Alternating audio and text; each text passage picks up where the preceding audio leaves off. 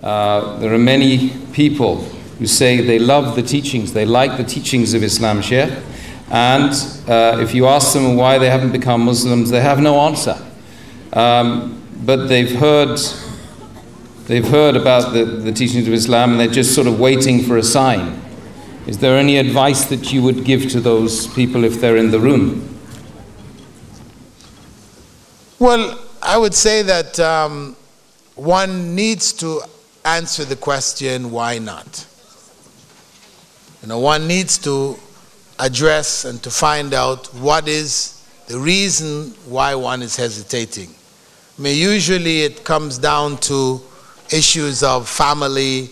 What are people going to say? What are my friends going to say? That's the usual, you know, factor which will hold certain people back.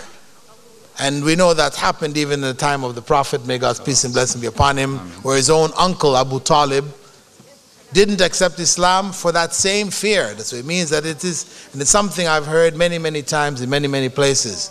But for those of you in the audience who might have that thought or have that obstacle, then you have to reflect on the fact that we don't know when our time is going to come. We don't know when we're going to die.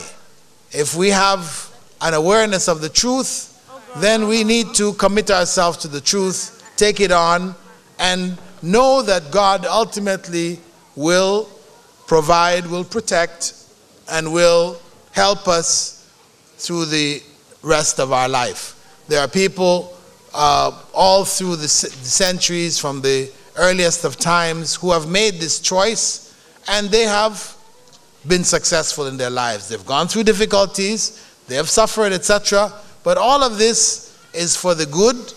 If one is sincere, it will serve to make one a stronger believer. And ultimately, when we stand before God on the day of judgment, He's not going to ask us about our family, our friends, our neighbors, etc. He's going to ask us about ourselves. Why we didn't make the choice when we could.